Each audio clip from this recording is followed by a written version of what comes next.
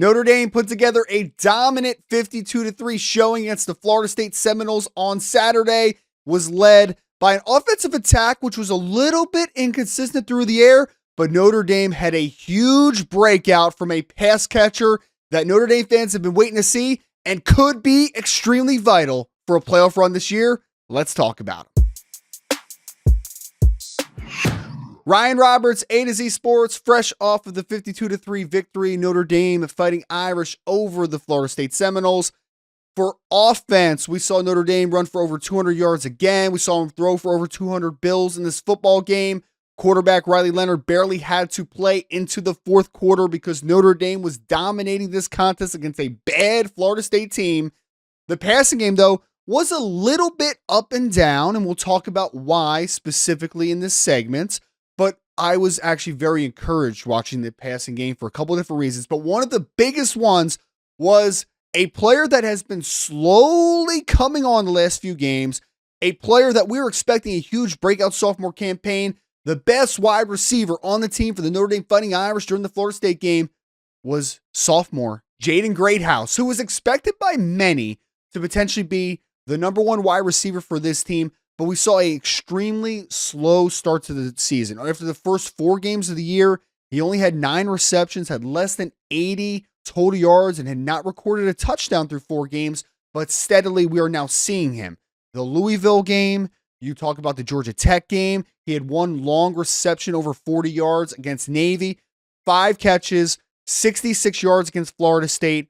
Again, the starting offense did not play into the fourth quarter. This was a 3 quarters and you're out. So this was 5 receptions, 66 yards through 3 quarters, which in a box score setting, most might look over and say that's not an amazing day. But one thing that I was incredibly encouraged about in a 3-quarter sample size was how Jaden Greathouse was getting open.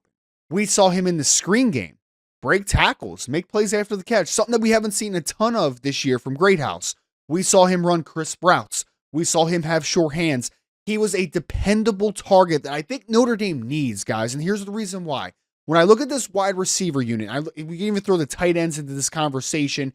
You have what I consider to be more low volume pass catchers right now. Guys that aren't going to have a ton of catches on a week-to-week basis, but are very important.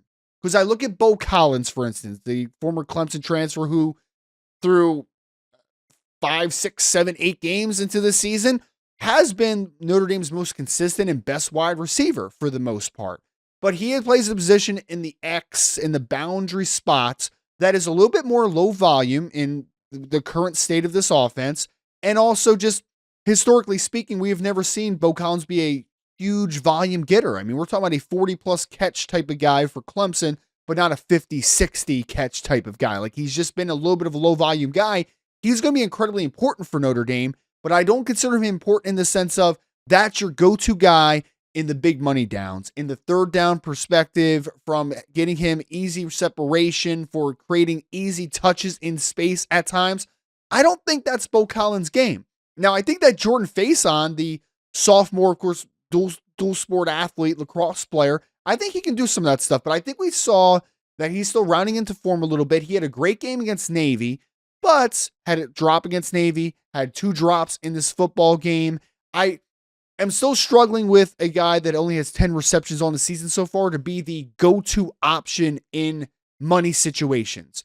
Jaden Greathouse, though, I think he is built to be that guy. Naturally playing the slot position, 6'1", 210 pounds, sturdy frame, strong hands, can win in multiple ways.